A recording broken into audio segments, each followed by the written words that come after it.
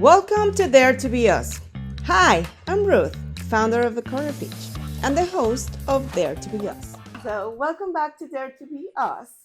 You know, the space where we talk about what it really means to fall apart and then rise again. Today's guest is someone whose story is a living example of, what people can take with their own disease and your own body to take it to have a gift, to take it to have, start going and growing within this world and have beautiful lessons. So, Simone, I'm super happy that you're here. Well, thank you for having me. I am really amazed. I've never heard of your diagnosis. This is the first time I've ever heard of your brain disease. I know that you have, if you can just help us know what it is, that disease, what it does to you, and Sure. It's actually rare, so it is uncommon. It is called Chiari malformation. Mm-hmm. As a matter of fact, when I was first diagnosed with it, my GP didn't even know how to pronounce it. Wow. I think she pronounced it Chiari. Like a Mexican, yeah, we would say that. Chiari. And I was initially diagnosed with MS because the symptoms are quite similar. Right. So most people understand what MS is. So what the symptoms are like. Symptoms are quite similar. Okay. With Chiari, the brain tonsil herniates into my spinal canal. Okay. So as you can imagine, that's a little painful. I can't imagine. Like. So the hallmark symptom is head pain, headache. Some people get migraines, but it is head pain. That is usually the first symptom that people start having. Big headaches, like migraines. So I can't imagine how that works in order for you to get the diagnosis. Just thinking of my own experience where I've had so many other stuff, and to get to that point, like I guess it was like a big problem because it kind of like it was into a problem, right? Yeah. So I was born with so essentially my skull is malformed. It is too small.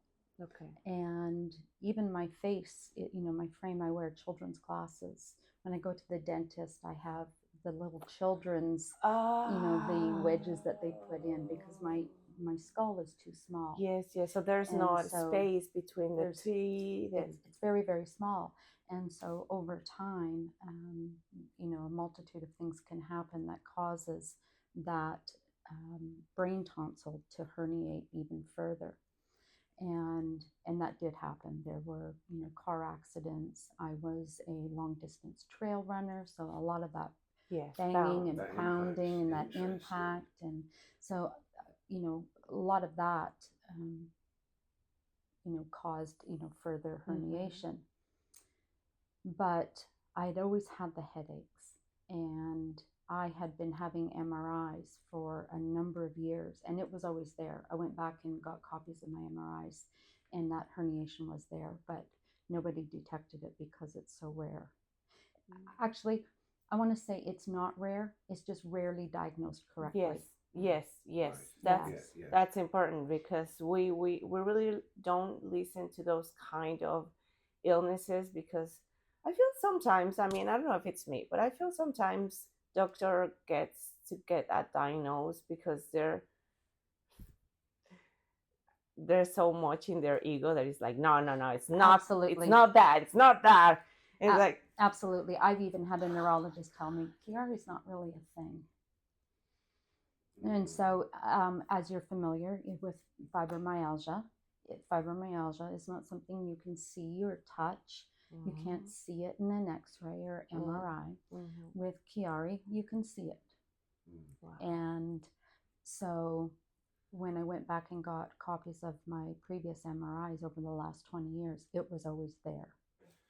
Yeah, so it's basically the brainstem part. Is that correct? That is correct. So you have the herniage, because your skull's not, it's too small. Correct. So it herniates. Right into, yes. So what happens is it compresses against the cerebellum. Right. Part of the brain, and it's right at the back, the base right here, okay. down in here, and then yes, it compresses against the cerebellum. Right, and that would cause the headaches. Causes a lot of stuff. So I have a blockage too. So my sorry, I forgot. The spinal fluid. Right. Doesn't flow properly, and so it can back up, and that can also cause the pressure and pressure headaches as well. Wow. Yeah. I can't imagine. I mean, one time, I don't know if that's the same kind of pain. I had one because they were trying to see if I had meningitis. When I was a girl, I had like a lot of things. Exactly. So they did like this, they take from the lumbar puncture. Yes. Pretty brutal. Oh my gosh, it hurts.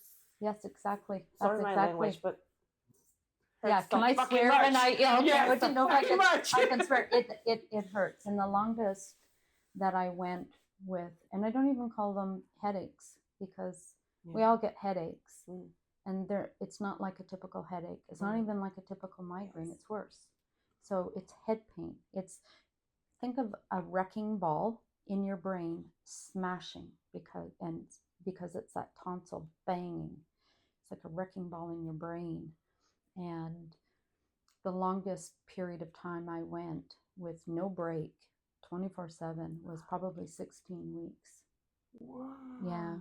Yeah. Wow. So what did you find gave its relief at all? Or was it a constant? Nothing. Nothing. Wow. No movement. Just no movement. No movement. Wow. And it's not like you can take anything for the pain. I mean, a lot of people do, and there's no judgment for people that do. Mm-hmm. However, I didn't, because that's a dangerous move, because then you're constantly taking something, and then there's a lot of people that become addicted to pain medication. Exactly. That's what we were talking about yesterday. Kind of like I was telling Joe that I'm like, I live with such pain every day with the fibro. Exactly. And I had the back pain, and I have my knee, and like I have problem with the hips. So I'm like, if I actually keep thinking of all my things, my pain, I wouldn't be doing anything right. So I just exactly, you find other ways to yes. And there's a lot of other conditions that come with it, so you have to deal with that as well. So you find other ways to deal with the pain, and meditation, or you just find other ways to, as you know, to deal with the pain. And did you find, I suppose experts would say no movement, just rest kind of thing, as a way to deal with the pain and the headaches? But do you find when you were moving, it lessened the pain, although it was still there? It would make it worse, because really? it's almost like your heartbeat. With your heartbeat, the pain, the throbbing, the throbbing. It would make it worse. If you coughed, it would make it worse. So if I got a cold, it would just be devastating for me to get a cold, to cough or sneeze. It would be so painful, because that would trigger. Crying would make it worse. Anything that got my heart rate up, would make it worse. Because see, with my Chiari, there's two parts to it. Okay. There's the like the pain stuff, right? And then there's the like the memory part of it, right? That's the I've learned how to manage the pain. I am on some medications, and I manage that stuff. But then there's the other stuff that I can't, which is the cognitive side. And that's where the memory stuff, and that's where, and I've gone into like a state of remission, and that can happen. where I don't have the head pain anymore right now, but that can come and go. Okay. Yeah. So, but the memory stuff, that's where the spirit, where my psychic awareness started to come in. But that doesn't ever go away. That gets worse and has gotten worse. As in worse, as in, or it's got louder or busy? Well, my memory has gotten worse. Okay. Yeah. And that won't get any better. Right. Whereas the headache stuff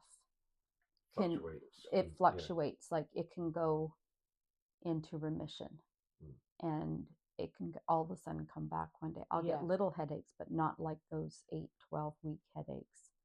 Yeah. So it's almost like, in chunks. So, how we started off was really great because that's like the disease. Yes. Right. Yes. And that threw my life in total turmoil. And then there's the, so yeah, that it just threw me off. I'm sorry. No, not at all. Don't say I'm sorry. But okay. So take me back to that when everything, when everything changed. So the moment, okay. When when you realized something was happening with your health, right? Because you just mentioned everything, how was it diagnosed, how you started having this pain. You're explaining what it is already, what it's your disease, but take us back to that place where you were like realizing, oh my gosh, like this is not a regular headache, right? This is not something's happening with my health. So how did that affect your life? Because we already went through that a little bit. Yeah.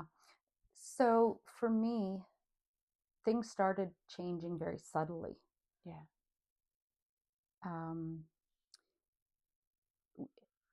My memory was seriously impacted as well. And I was starting to miss a lot of work as well. Like the headaches were lasting longer.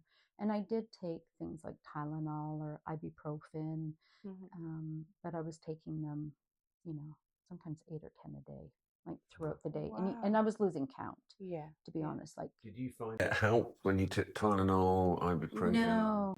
No, not really. That's but why you lose kept pooping. You kind of lose count. You just as you're Yeah. going throughout your day, and I'm at work, and you just think, oh, my head hurts, and you just sort of, and then you just get used to having a headache. Yes. And sometimes you have to, people will say, oh, what's the matter? Do you have a headache? And I'm like, oh yeah, I do, because you get used to the pain, and your pain threshold gets higher and higher.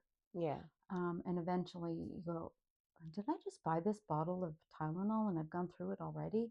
And then I started to take stock of, okay, I'm going through a lot of Tylenol and ibuprofen. That was a lot of Tylenol, yeah. And then I started to bruise quite a bit. And that I learned was from taking so much ibuprofen. What, you started to bruise on my arms, my legs, everything, yeah. And I learned that I was taking, I don't know how much ibuprofen I was taking, but I was taking a lot. It's like a blood thinner kind of thing. And then I started to like, oh my gosh, I'm taking like a shit ton of Tylenol and ibuprofen. And I never really did know how much. I just knew it was a lot. And so, I would go to the doctors and look, I've got these headaches, and then, well, you've got migraines, even though they never matched up to what a migraine looked like. But doctors couldn't figure out why I had these headaches. Nothing came back on the MRIs. Wow. I remember one doctor saying to me, well, good news, your MRI came back clean and clear. And I started to cry. And he's, why are you crying? Did you want something? Like there's something there. No, I don't want something. I want answers. I don't want to be like this. And then it made me feel bad for like feeling like a hypochondriac, like there was something, like I want something wrong with me. No, I don't want to feel like this. So yeah, because your body keeps telling you there's something wrong, right? There's something seriously wrong with me. Yeah, what I'm saying is that doctors tend to do that, right? When it's like, oh, okay, you're medical there. Gaslighting is now the term that they use. Oh my gosh, yes. 20 years ago, it's classic. Like they're very sort of confident at saying, well, there's nothing, there's no help, and you're like, do you know that? Because I know in a different part of the world they particularly treat this particular. I'm not a doctor, right? But they're like, no, there's nothing here. So they're very quick to GPs are, what are they? Jack of all trades. They know a little bit about something. General but not- practitioners. yeah. Yeah. And because I was a woman, unfortunately, you get treated this way. And now I say to him, I have a fabulous doctor here in Nova Scotia. Fabulous. And I did in BC, where I was from too. The doctor I had eventually, she was wonderful. But I say to my doctor now, and when I first got him, listen, I'll give you credit for the 10 to 12 years. I'm not sure how long you have to be to become a doctor. I'll give you all the respect for those 10 to 12 years. Yes. But you need to give me the respect for the 50, at the time, 57 years I've been in this body. I won't Google if you don't gaslight and disrespect me. Yes. And we will have a conversation, because this is a two-way relationship. And I think he was a bit taken aback. Yeah. But now we have, and we always did, because we had first met. You know what? I think that's really important that you mention it, just because I relate a little bit with what you're saying in those terms where you're feeling something. I don't care if if the studies are right now what you're doing, if they're not showing something good. Yeah. Right? But there's something in my body that is just keep telling me there's something wrong, right? And it's just like as well with the emotional part, where this myth of people saying, no, it's not okay, you're feeling like this, or no, you should be feeling like this, or no, this is not how, like, no. That's right. So we no awareness, please, people. We have a very good working relationship, which that's what it is. We work together to find out what's wrong. And he's a very, very qualified physician. Yeah. And I'm a very qualified patient.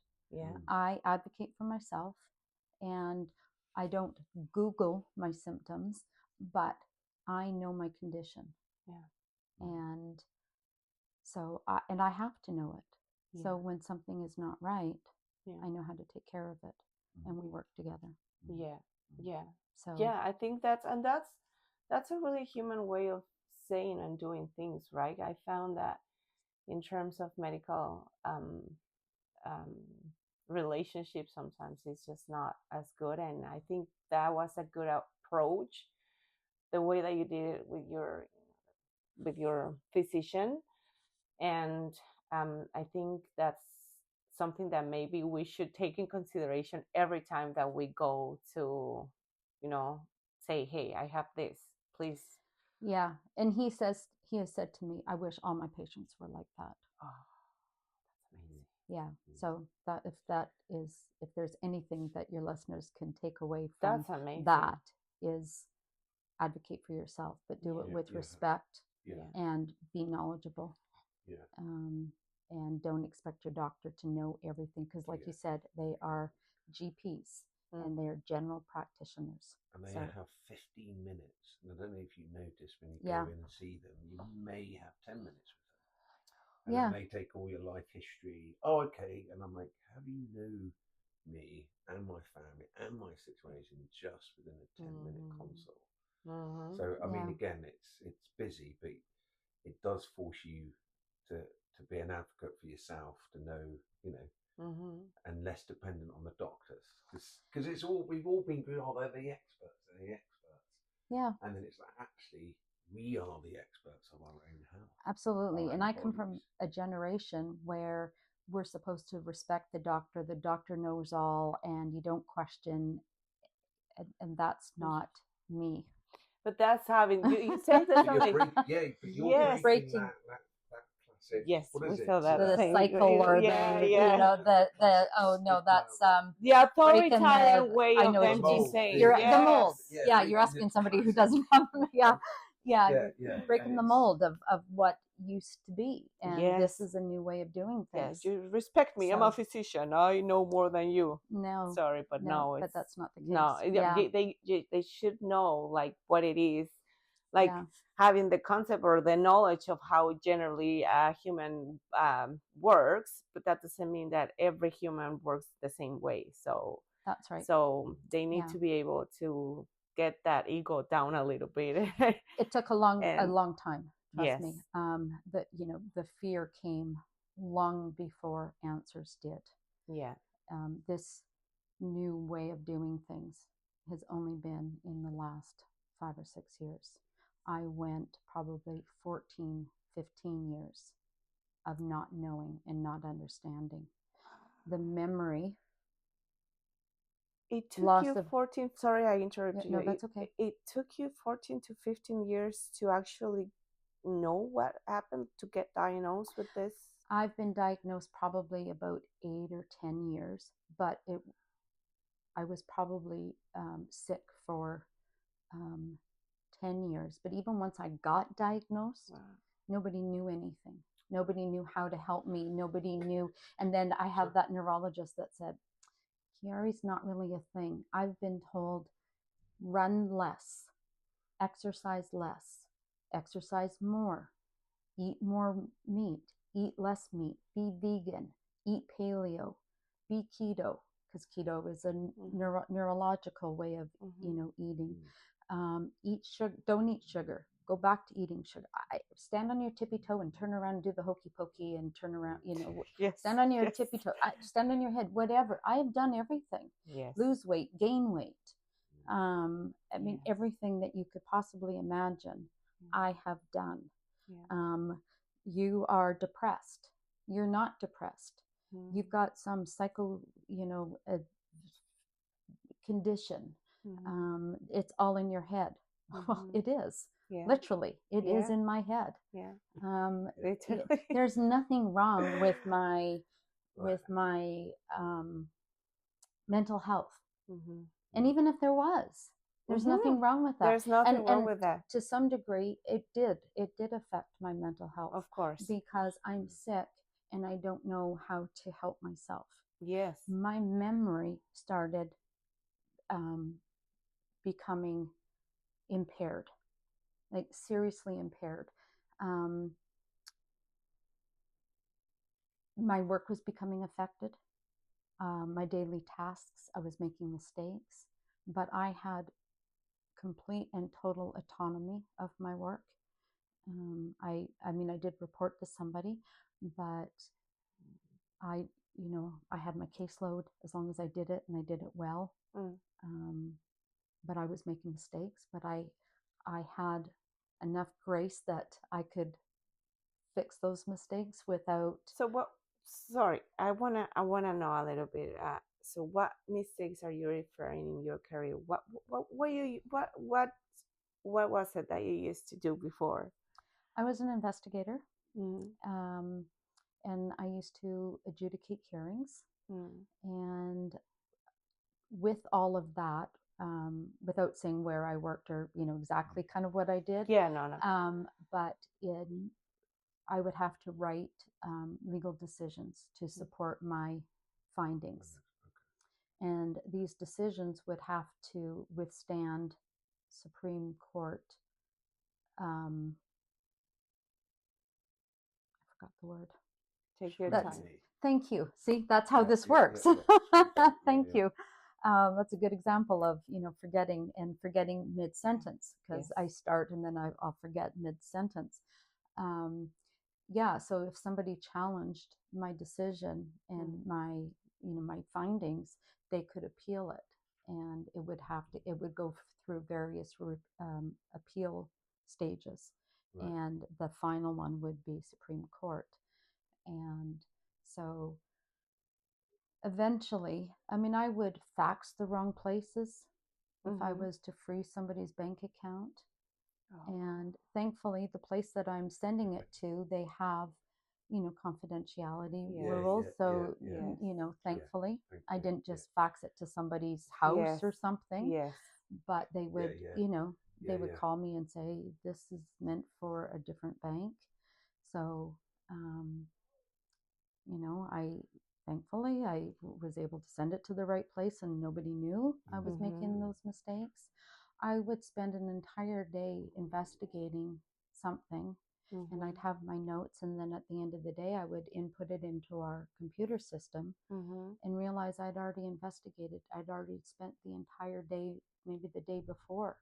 Wow. But I had no recollection of Wow. even investigating, spending an entire day investigating that file. Wow. Like Wow. totally no recollection whatsoever.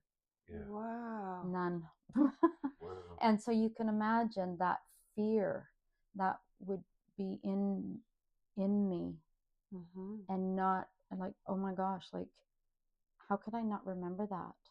Mm-hmm. So I was making those kinds of mistakes, and then what would happen? So I had taken some time off work to try to deal with it, and when I went back to work, probably about 2 years later, I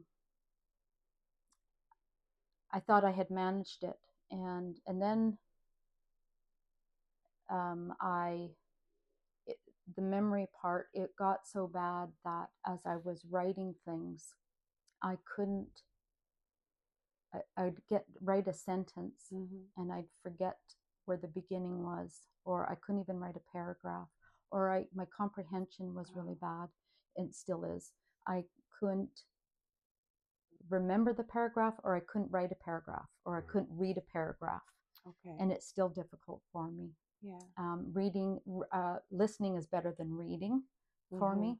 Me too. Yeah. So I was diagnosed with mild cognitive impairment, with MCI. So it's a real challenge for me, as you can imagine. Yes. And when I tried to go back to work, I couldn't pass the medical clearance from my work. I did from medical doctors, like physically, because I've figured out some ways to work around my condition. But cognitively, I'm a fucking mess. I don't know if you can bleep that out, but no. Let's leave it. Just so yeah. So you kind of failed in that sense, the cognitive aspect needed to do this job. What happened then once that came to, when you realised? Oh, my life went from predictable to unpredictable overnight. Yeah, so I guess that was chaotic. That was confusion. Oh, I was mad. Even control, I was losing sad. control. So angry. How did that feel? Just those pieces that you lost from memory. That identity that you had. Like you have like this transition of having this new Simone, right? Well, I felt like parts of me were falling apart. Yeah. My life as I knew it, as I said, were gone. And I was very angry for a long time. You were angry at yourself? I was angry at everybody. Yeah. I was angry at my work. I was angry at the people who had done the testing. I was angry at the world. Why were you? What were you thinking? Why were you so mad at people? Well, it's like grieving. It's the loss. It's no different than losing somebody in death. And in a sense, I did. I lost my entire identity. I lost, the professional career that I had worked my entire life for. Yeah. Oh, my entire life. I lost the ability. I was an athlete. I lost that. I couldn't do any of that anymore. I lost my relationship. We talked about that. The person that I had loved very deeply couldn't handle my illness, and I lost that. I found that I was single, and I'm still single because it took, and I'm just kind of coming around that, because it broke a lot of trust with a lot of parts of my life. And so I lost everything. Oh, everything. I get a little emotional thinking about it. Yeah. I bet it was, because when I'm assuming, for what you're telling me, you loved your career, you loved what you did, everything, and just change everything, and just the thought of not being able to think of what you used to do how you used to think, how you used to move. I don't know, like just be around world like this, right? I feel that I lost my pride. I should mention too, because it's losing parts of your memory is very embarrassing. To I used to be very articulate, and there's time. I mean, I still am, but it's difficult to be in front of a group to forget geography, to forget history, to forget your childhood, to forget parts of your children's upbringing, to forget your life, science, the basics of science, things that you learned in school, and not sound uneducated. It's very embarrassing. It's very prideful. And it's all about, people don't understand that. And yet I don't want to talk about it, because part of my spiritual belief is not talking about this dis-ease and not wanting to manifest this pain and stuff as well. So it's very conflicting for me. There's that part of it as well. So strangely, all of this has also forced me to slow down. Oh, that's probably, I bet you that's the hardest of all. Oh my gosh, I was like, I did it all. I would work during the day. I'd come home. I'd cycle, 50 to 75 kilometers on my bike. I'd run 100 kilometers a week. I would, I had 4 grandkids that, I was very active grandma. I was go, go, go. I was a girlfriend. I did it all. Then I went to doing nothing. Zero, nothing. Can I share just a little bit of what you're saying with this? Yes.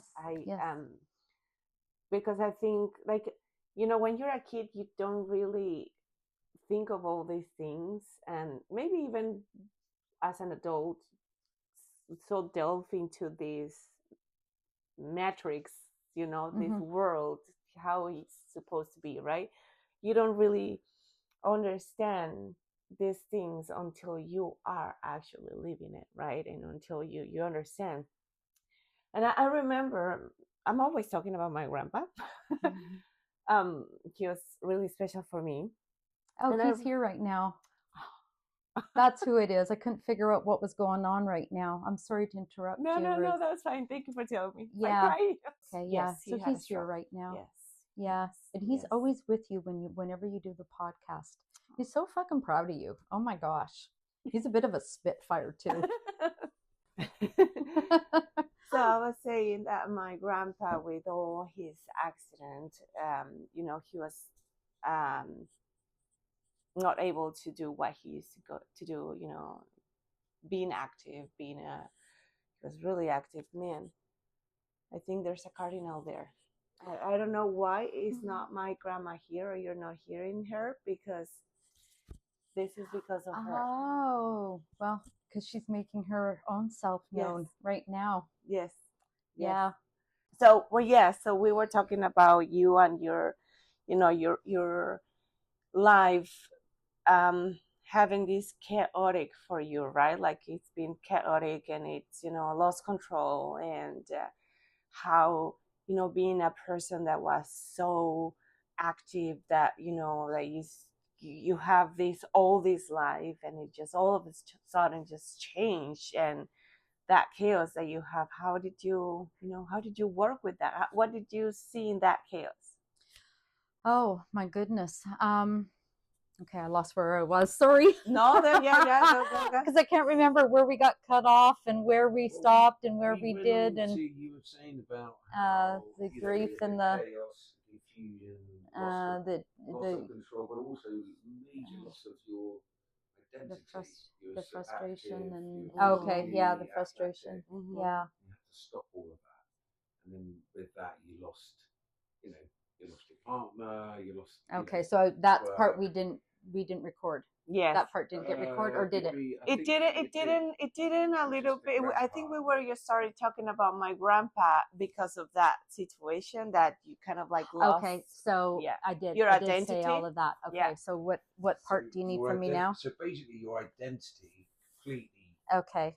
shifted almost Okay. overnight, right? So your memory loss, you lost a lot of things. You stopped running. You're an athlete. You did everything. Okay.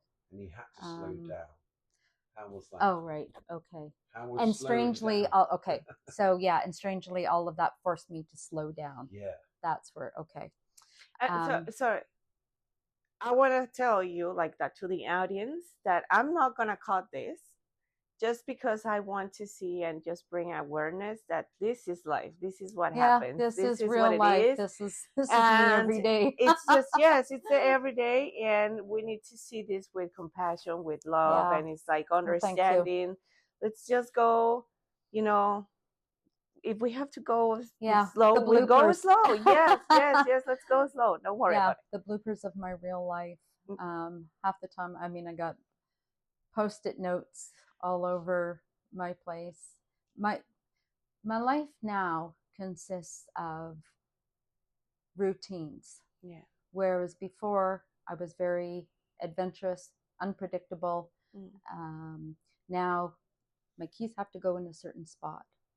My chargers have to go in a certain spot.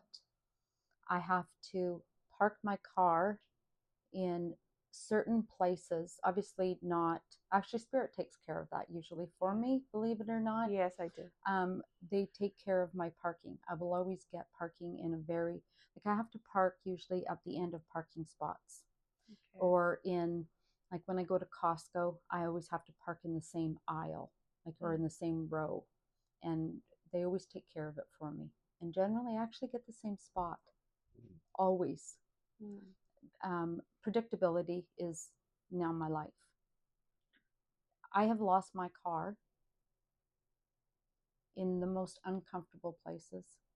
But you don't know where you parked. I don't know where, and it is so fearful. I can't explain the fear that comes over me.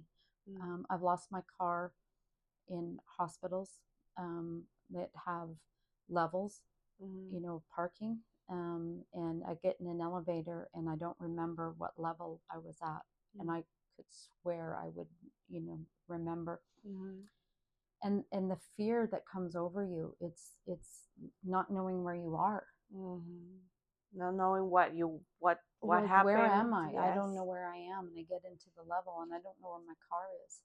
And I've stood there like a little child that's lost in a mall and I don't know where my parents are. And I've stood there crying, sobbing over a couple of things. Like one, I don't know where I am. And then two, who am, like, this is, like, what does my life become? Where is it going to end up?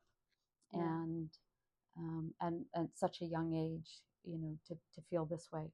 So, and I've been driving and all of a sudden I'm like, I don't know where am I? It's like a blank in my mind. There's nothing there. And it's not like, oh, do I turn left or right? It's like, where am I? What city am I in? Like, where am I? Where am I going? Yeah, and it's hard to, and if I'm with somebody, I don't want to let that person know that I don't know where I am. And start mass panic. Panic too. Oh my gosh, and I've been with, and my people are so understanding, and it wouldn't matter to them, but it matters to me. It really does. So I have to pull over and just take a minute and figure out where I'm at.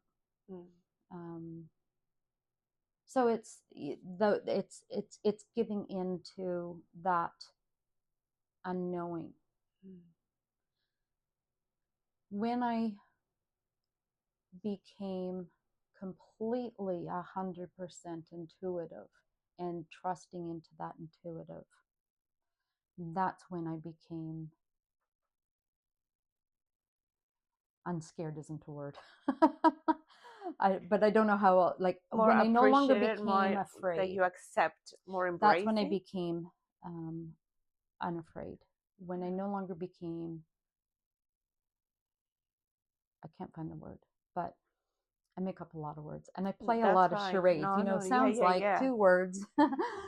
But when I became 100% trusting of spirit, Yes. when did that happen? You know,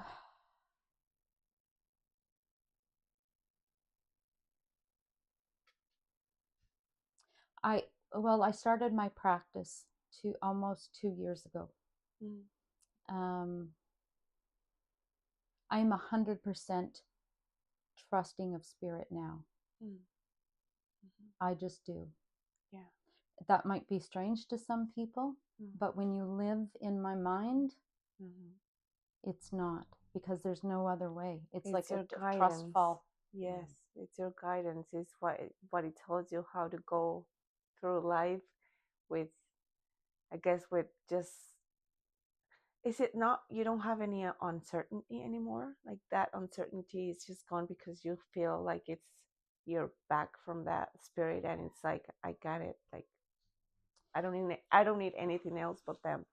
You know, the relationship that failed me, to the one person that I wholly loved, that I thought I would be with for eternity, that failed me, and I trusted it. This I can trust. I don't know how to explain it. I don't need to explain it. I grasp the idea. But I do know that I'll be taken care of. And I could give you examples of how it all turned out, how it's worked out, when it shouldn't have. But yet it did. Yeah. Yeah. And I just know that somehow, some way, I will be okay. Yeah.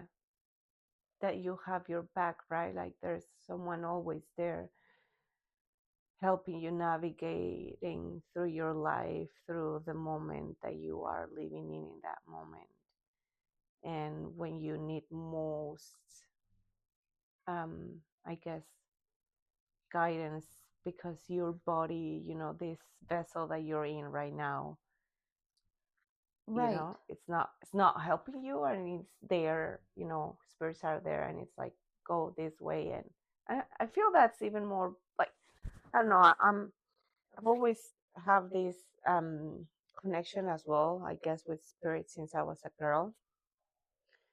So I kind of like relate to what you're saying when you put yourself into that place, which is really hard, and sometimes it takes you to that place where this vessel that you're using right now, it's like not longer working the way it used to. It's either you believe or you believe, like there's no in between. Yes. My guides have, I used to say, you need to slap me in the forehead with your messages. I don't say that anymore because it hurts. Figuratively and literally, it hurts.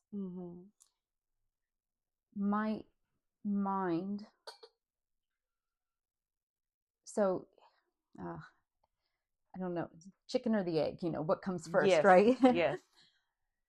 But it was recently pointed out to me, because I don't like, as I mentioned, I don't like talking about this condition, because I don't want to bring about the symptoms. I don't want to manifest it, right? Because it's so much easier low vibration, right? To manifest low vibrational situations.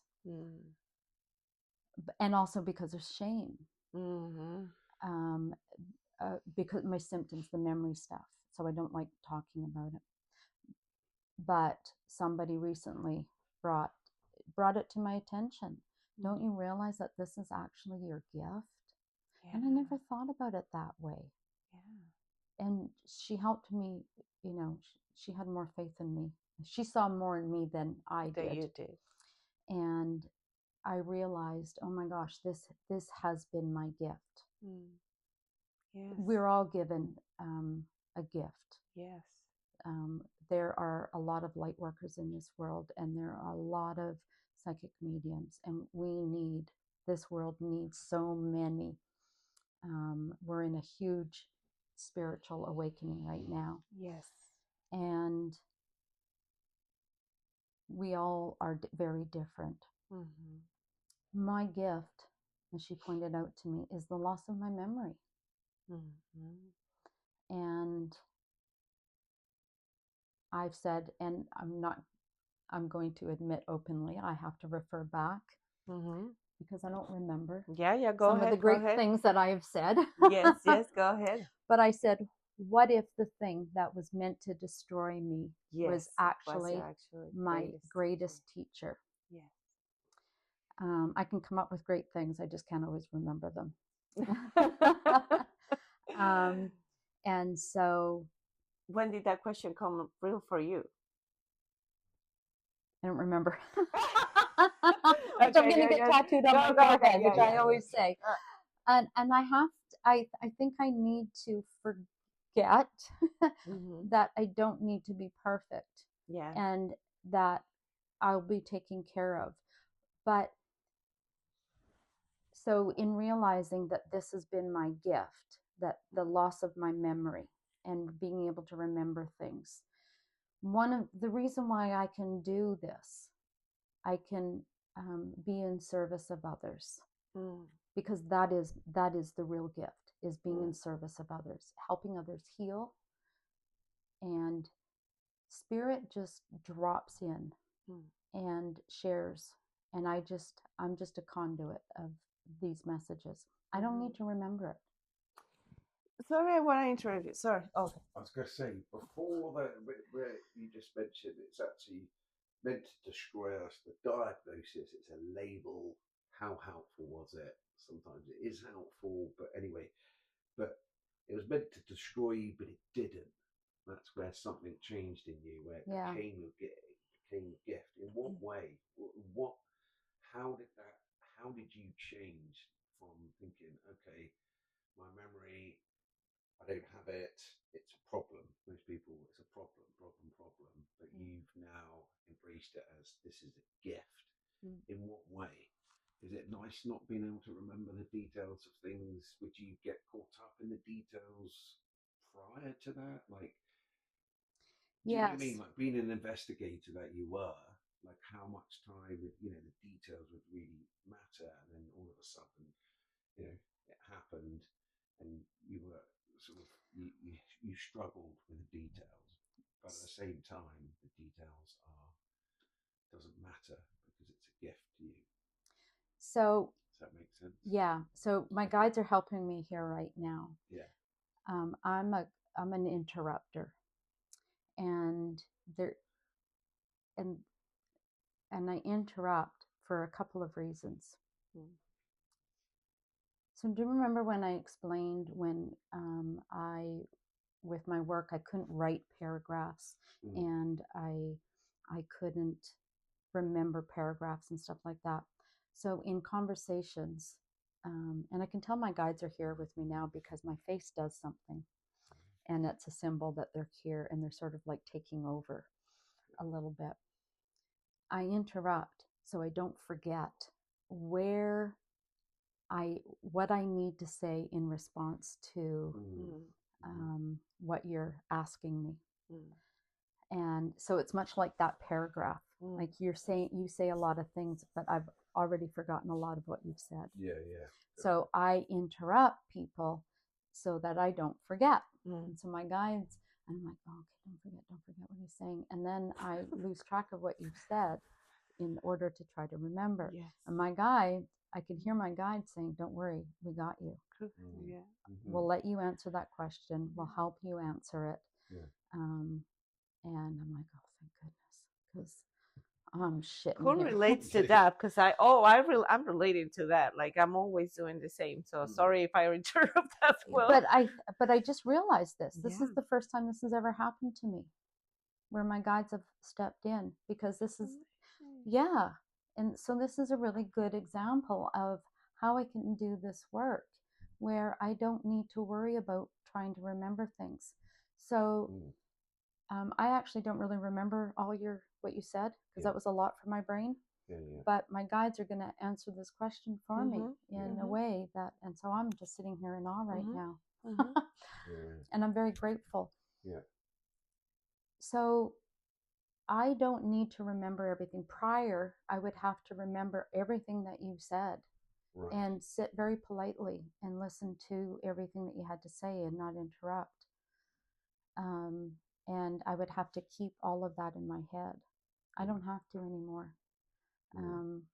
My guides will answer everything that I need to answer, or I can channel everything that I need to channel.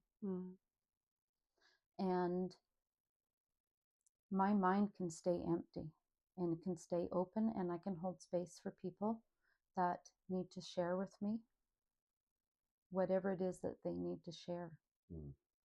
And I can be present without panic or worry. I don't need to have any memories of stories of any past. I don't need to worry about any messages that are coming in from someone's loved ones. Did that come from me, or is it coming to me? Everything is coming to me, whether it is from your loved ones. When I was giving you messages before or during, when they were interrupting us, everything is coming to me from either your higher self or from the Creator, from your ancestors, from spirit and love and light. It is not coming from me. They are not my words. Yeah. I don't have to worry. Like right now, I am sitting here in a place of so much love and joy and calmness. When you started talking, I was shitting. How am I going to remember everything that he just said? Yes. And now I'm just, because it's my guides that are helping me. Yes. I no longer have to worry about any of all the noise in my head where other people might have to worry about that stuff. Yeah. So while we think that we have these biases, or we don't have these biases, Yes, we have do. these underlying biases that we do. Definitely. we try not to, but we do. Yes. I don't, But that's the I don't have. conditioning, I can look right? at people's. I can look at people's profiles before they come. I'd forget it anyways. Yeah. Right. But so I don't. I don't remember when I do a reading for somebody.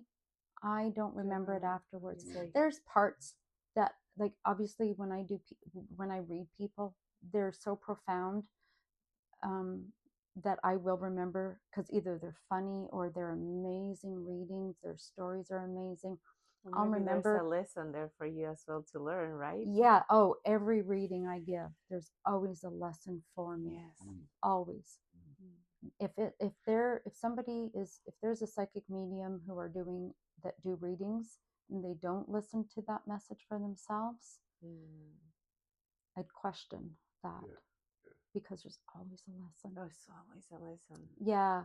Even right here, like I feel here, all what you're saying for me, it's been a lesson. Yeah, and me too. I really hope, right? yes, and I really hope that whomever is want to watch that as well, that take the lessons that they need to, because it's just gonna resonate, right? It's just gonna, just whatever it needs to get that information, it's just gonna be there. Yeah. Do you know that? So the English language is the hardest language to learn to speak, but the written language is backwards. Listening and writing, because when we speak, we stop listening because we are already preparing a response.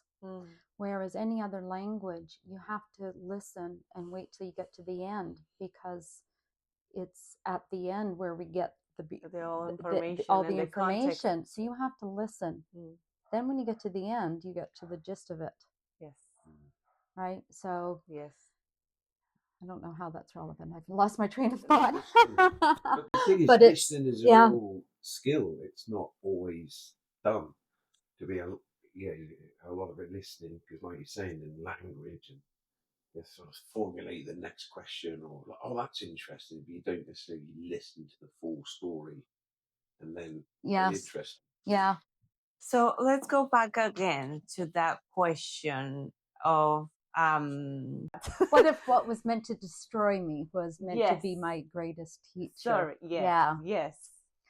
Yeah. I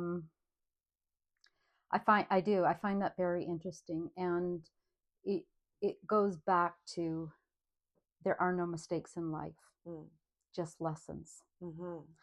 And I truly believe that this was charted. I charted this outcome for me, but I had to go through all that pain and all that learning and suffering, because there was suffering, and all the grief, all the pain, emotional, physical.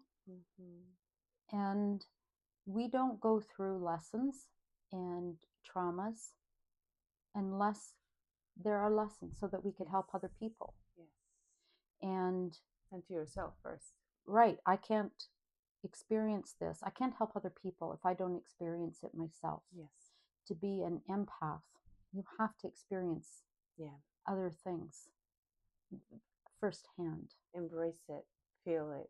Wholeheartedly. Yes. 100%. Yes. And it's part of my journey. It's part of my path. I had to have this memory, part of my condition with this memory, in order for me to fully trust spirit, fully trust this path, fully trust in order that this is going to be my journey. This is what I need to do to be in service 100% to help people. If I had parts of my memory, I wouldn't be trusting this is what I'm hearing from spirit. When I hear it, I say it, even though it might be the strangest thing I hear to say in a reading. I say it. Because if I had my memories of something, I wouldn't say it. Oh, I'm hearing Smarties because I like Smarties and it's related to something I remember. So without my own memories interfering with what I'm hearing from spirit, I wouldn't be the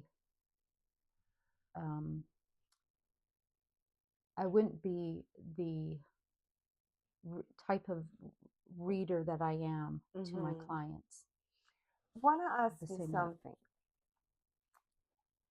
You're saying this, you touched something that for me is really important, the biases, right?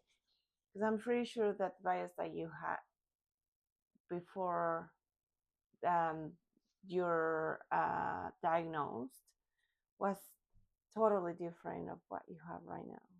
Sure. And I'm not sure. I mean, I don't know. Were you skeptical?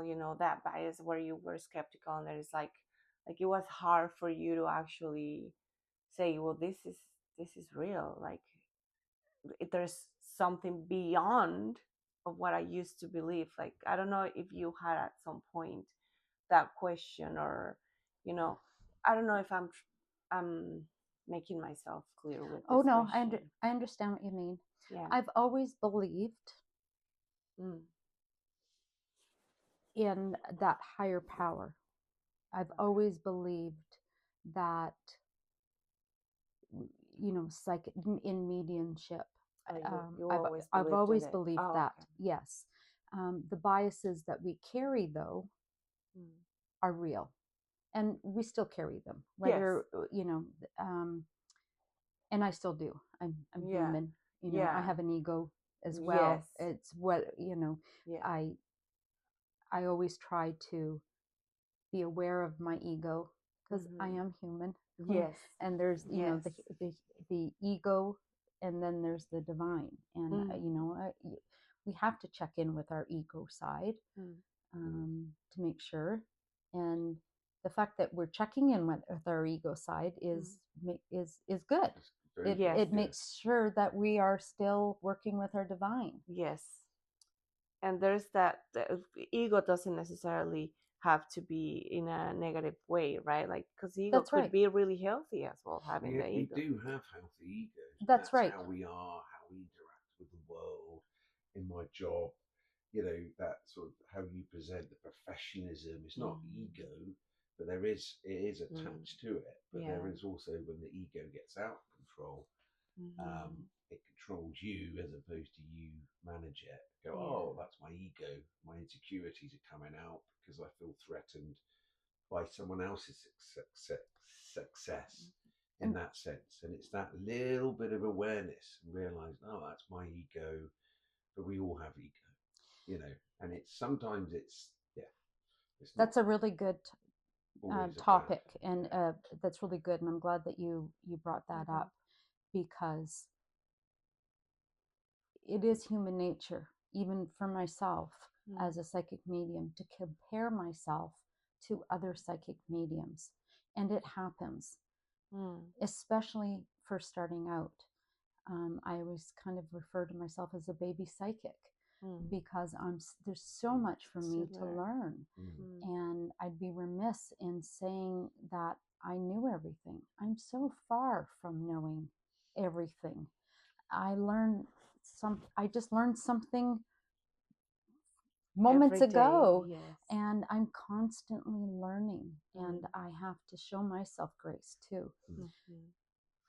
Comparing ourselves to others is such a good lesson in ego, but asking, like, what is the lesson there and why? And sometimes I need to sit with myself and ask myself, why am I comparing myself? What do I need to learn about that? And I can't do what I'm doing if I'm coming from a place of ego, and I can't be in service if I am. And I've had moments where I've really needed to take time off from working with other people, and spirit will take care of that. But what do you mean working with other people when working with clients? But as a psychic? Yeah. Oh, okay. Yes, and spirit will take care of that. Is it draining? Is it energetically? You're just going to bring in very low vibrational clients, and it's not. You're not. You're not doing it from your highest self if you're working from a place of ego. Does that make sense? Yes, that makes sense. Yes. Yeah. It does make sense. Yes. But there's what is the love language for each person, for your own self? Yes. Right? You can't. That's do you know different. What yours are? Yeah, I did, but I don't remember. You always forget. I don't remember.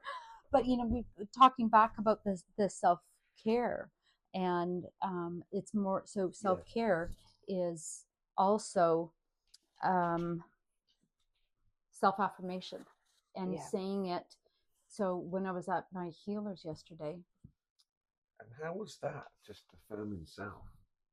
It to start, like affirmations.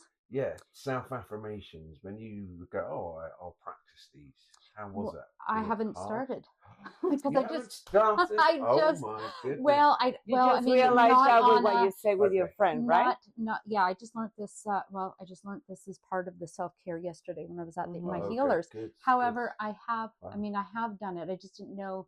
So she was saying every 5 minutes, and then she says it at 15 minutes, and then at 30 minutes, and then once an hour.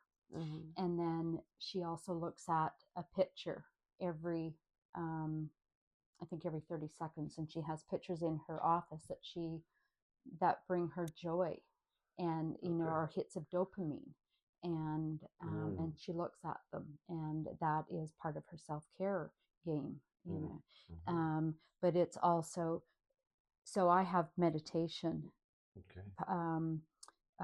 Jess Shepherd, if you haven't heard of her, I recommend her to all my clients. What was the name? Jess Shepherd. Jess. Yeah, an Aussie, a good Aussie. Oh, okay. But what's that? Foul and vulgar language. So she's she has a beautiful voice to listen to. She has guided meditations, because I also firmly believe that not all meditations are created equally. Some can take you down a very dark hole. And meditations, you don't need perfect. there's that perfect, take it right out of our Yeah. vocabulary. Mm-hmm. But meditations don't have to be an hour long. They can just be 5 minutes or 15 minutes. Actually, 12 minutes is perfect for a meditation. And you can do them while you're walking. You can do them while you're, gardening. But Jess Shepherd has a host of I ams. So that is the I ams are a form of self-care. I am beautiful.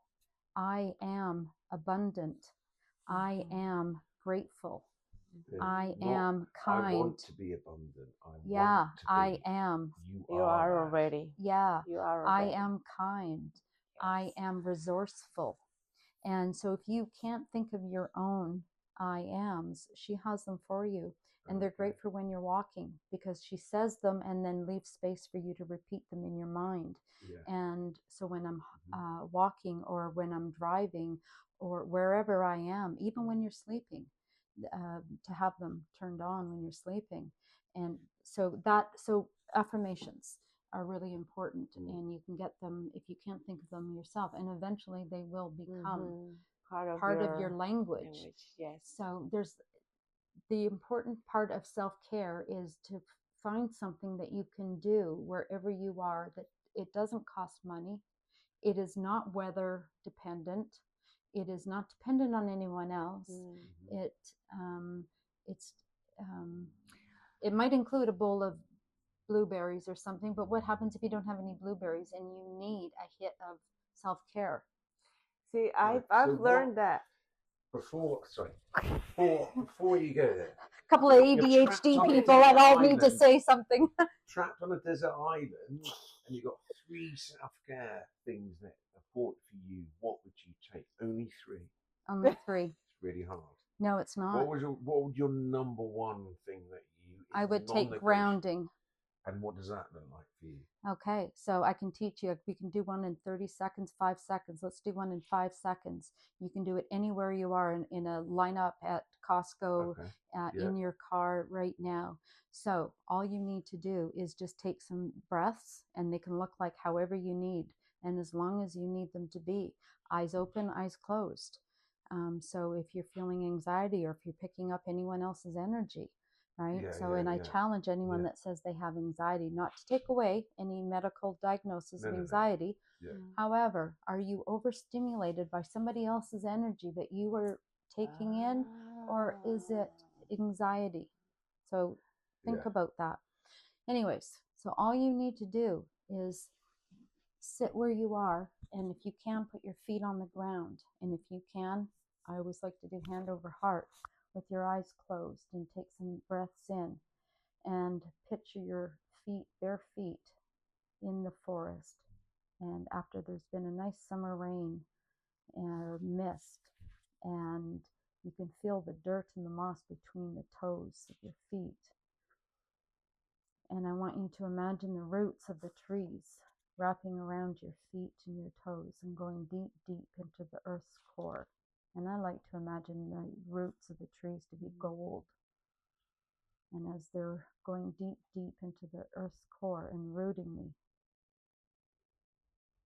And that's all you need to do. And you can add to that, you can take away from that, and you can, imagine the trees grounding you so strong as the 100-old trees in the forest, ground them.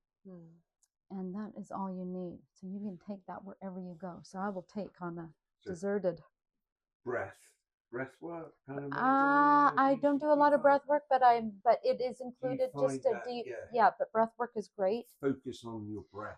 But just take it, as a calming, but grounding.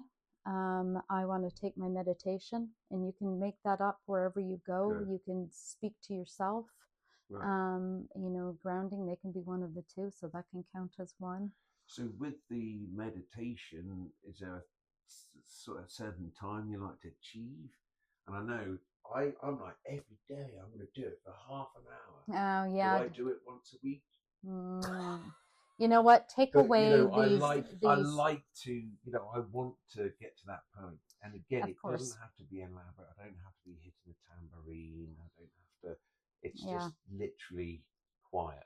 It could be 3 minutes. you can sit here and I can look and focus on the ceiling. You Oh, can, look, that yeah. needs to be painted. Or I can just like, oh, there's a Yeah. mark. What other marks can I see? And you Just focus on really that one thing for yes, 3 one thing. minutes. Yeah, yeah. You know, eyes open, and then, you know, practice one with 3 minutes. And that was one of Shawn's teachings, as to learn how to meditate. Yeah. And the key thing to take away when you are meditating, if you get distracted with a to-do list, don't beat yourself up. Just Coming back to the just present. come back to the present and continue on. Mm-hmm. Yeah. And just carry on with where yeah. And then you'll get, because your mind does go over. Of course. But I think a lot of people are like, I'm meant to be meditating, stop it. And the fact that the mind darts causes distress in a lot of people. It's like, oh, I should be focused. It's like, no. But if you allow, just like leaves on the stream, you allow each thought, they come and they just drift down the stream.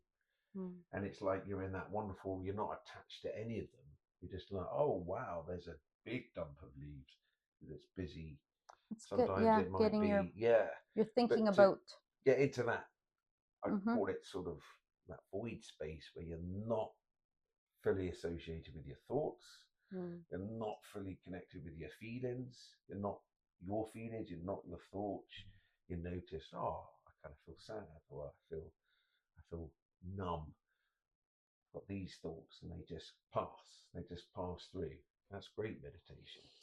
Meditation means, meditation, you can meditate anywhere. Yeah. Meditation is meaningful to the person doing it. I like guided meditation because it gives me something to think about, because they're telling me what to think. Right? Think about this and do this and do this. And what they're telling me is all very good, because it's opening myself up to this and this, whatever it is. If it's about forgiving, and I need to let go of what no longer serves me, because that's what I need right now for me, because something is upsetting me. So it's telling me how to achieve that, and I need that.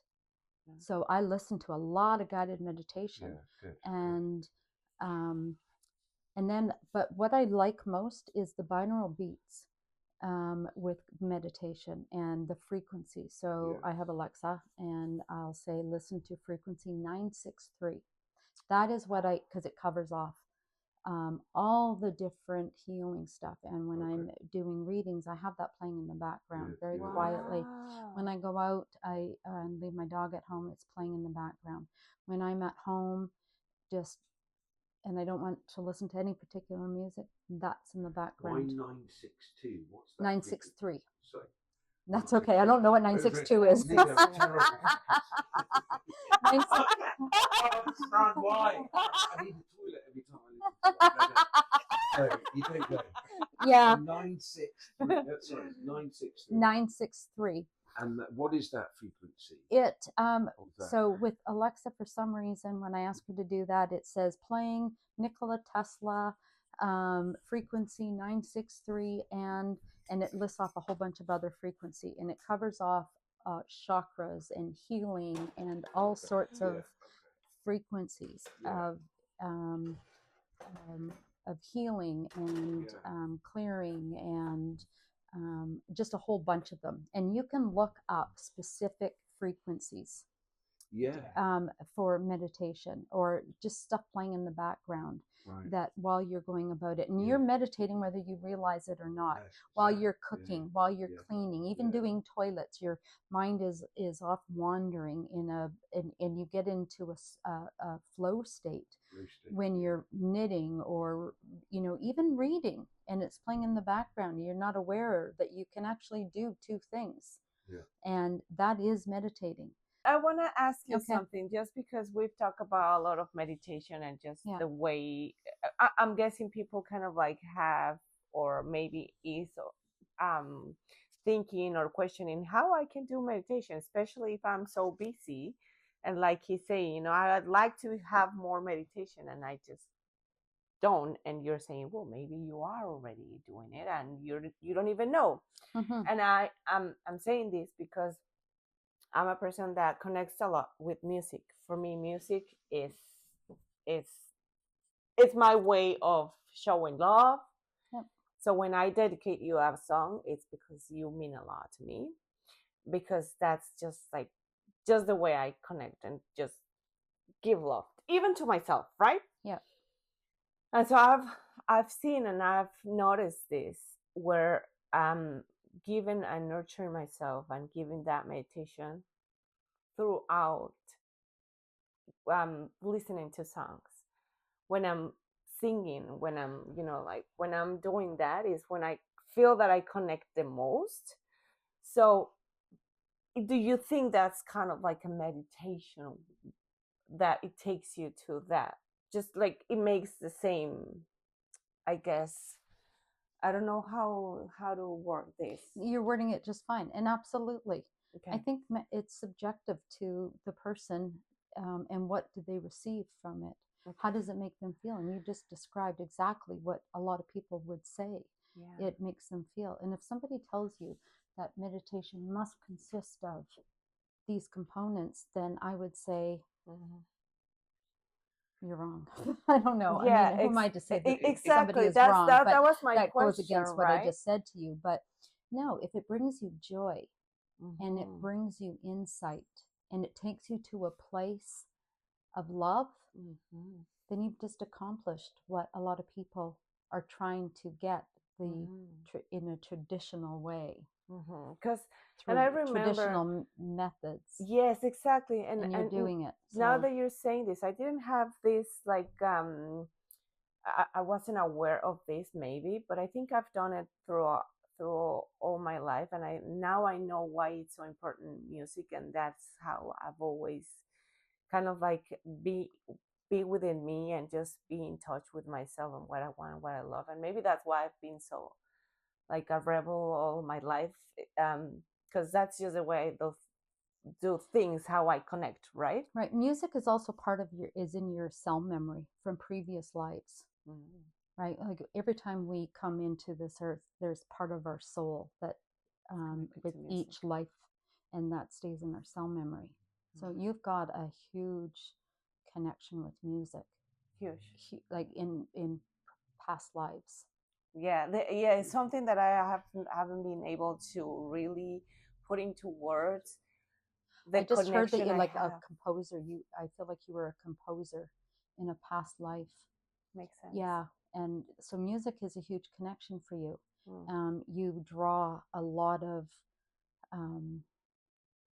you make a lot of what's the word that they're take your time.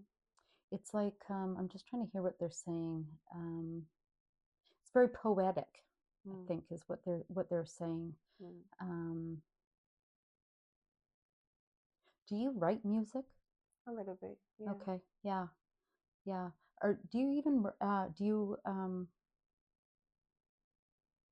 so do you when I say do you write music, are like lyrics and music? Just lyrics. Okay. See, the composer part was when I said in the past life, you actually wrote music as well. And so yeah, so music is an expression for you. You express a lot when you can't express from verbally. You use music too. That's why I dedicate songs. That's why, because it's not about not just the lyrics. It's about it's the notes.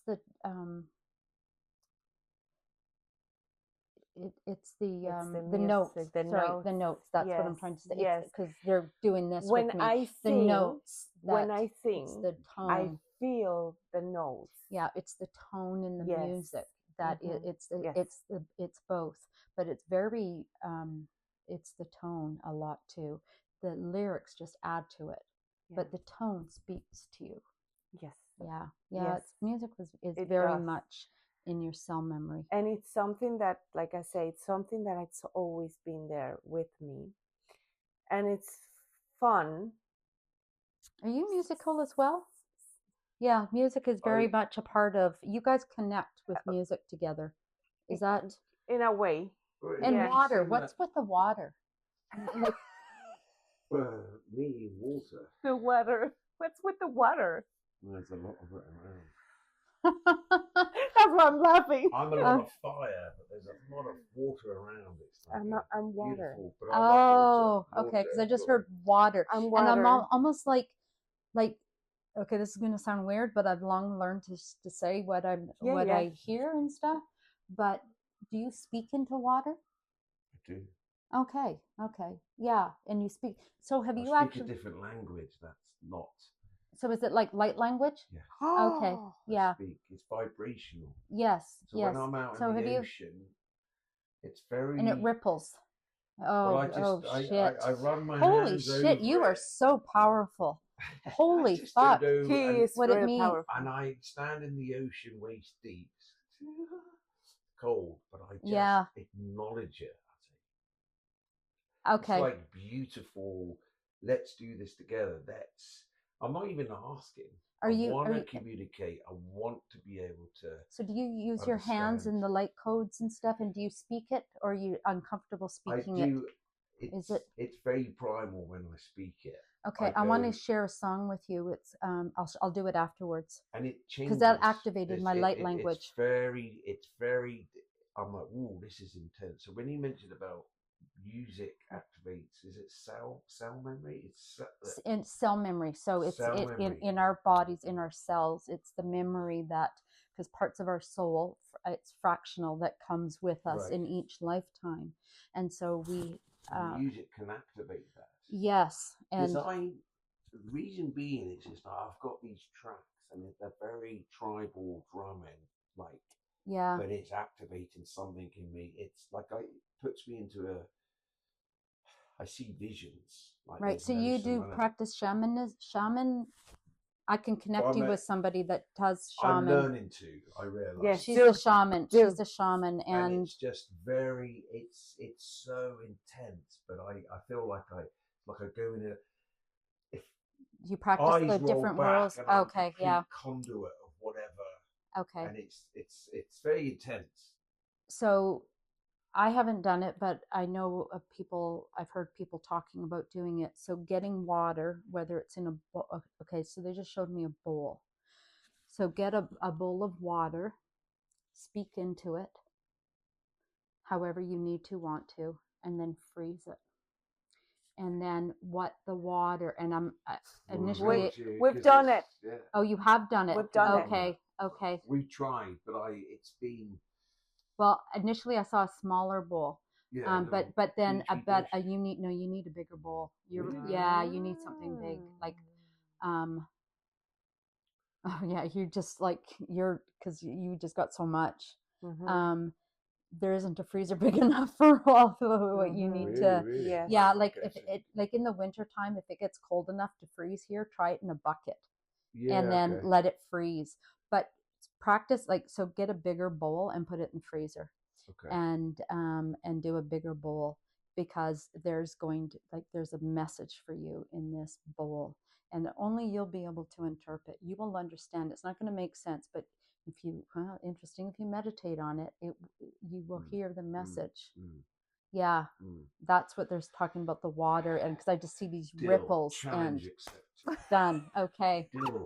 Okay. Because I find when I go to use light language, it's a different. I don't like speaking English. I feel it's clumsy. It's so archaic. I'm already 1,000 steps ahead. So when I have to calm and use these, I think English is very clunky. It's light language. It's just beautiful. It's soft.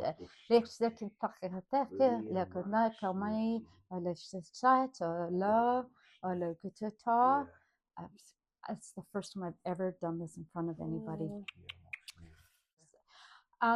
Because it's when you do that, when you speak in light language, or you're being very vulnerable.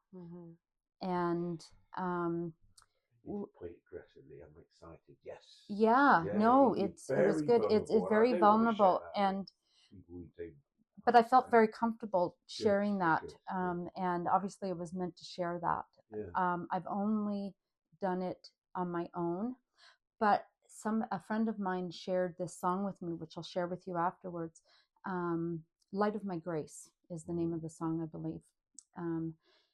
I listened to it, and I was immediately, I just welled up, and my hands started going in a way that I've never understood why. Like, I don't, now I know when I need to read somebody and I'm in a very connected state, my hands, I do this with my hands, and it's a form of light language. But when I listen to this song, or when I'm doing that, my hands do this, and so this song activated it in me. But that was the first time. So thank you for obviously making me feel very comfortable in speaking it. And I didn't know. Sorry, if I could. I didn't know if I was making it up. And that's that. Like, I just want to say, you guys, because like you beautifully described, it's a very vulnerable thing. It is very vulnerable. It is, and yet you share it with someone, and that's their. Oh, you don't know what you're talking. Like, it's very judgy, and it was like, it's a very critical. Yeah, and it's more than just like, okay, I'm going to keep that quiet, because who would I if I suddenly cross paths with a psychiatrist who decides to go, well, that's unusual. You speak a different language and you live in, exactly. Diagnose you. You're crazy. You're mad, and you're like, no, I'm not.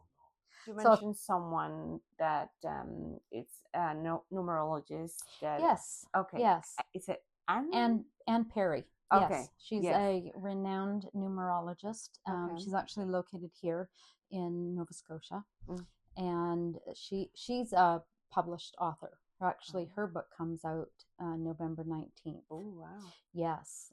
So she has a group, a community group called Clarity Seekers. Okay. And it's a supportive group for, hang on a minute. It's a supportive space for sensitive soul seekers. Okay.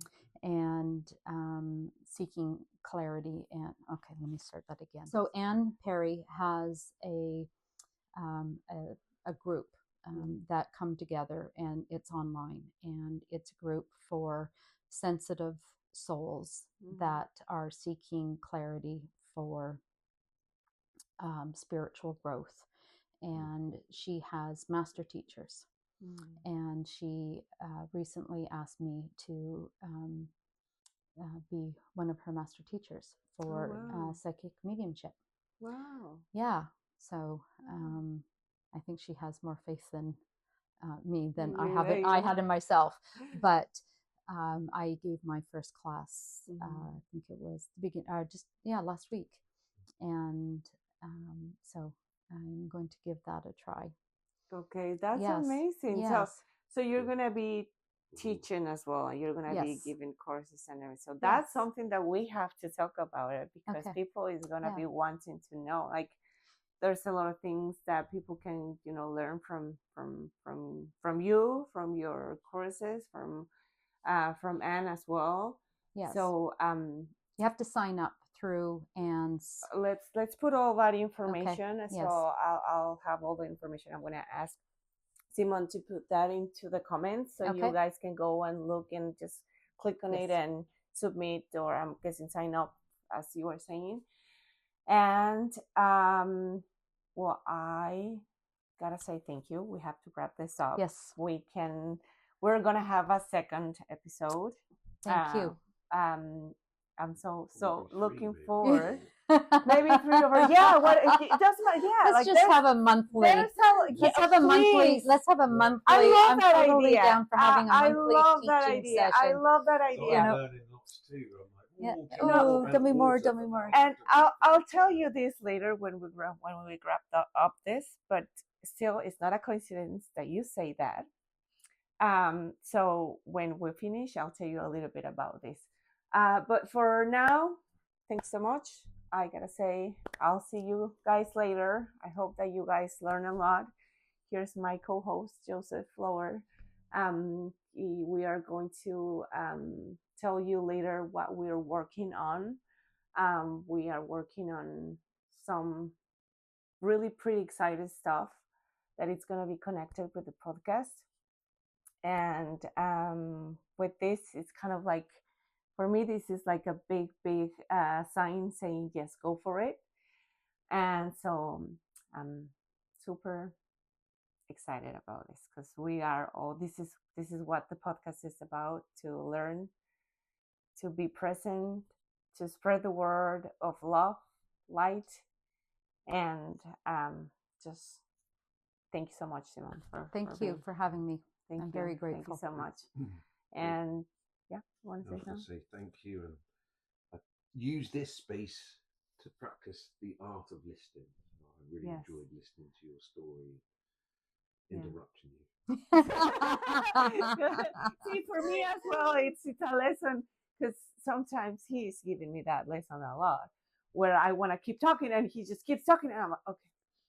The virtue of listening, it has taught me a lot of first getting to know him more in a deeper way, and more in his own ways, but just to listen to the rest of the people as well has been like a really beautiful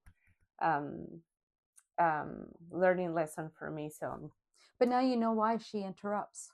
It's out of need, right? Because you forget. Exactly. I forget, and we forget, and I forget. Yes, there is a need for it sometimes. Yes, of why we do it.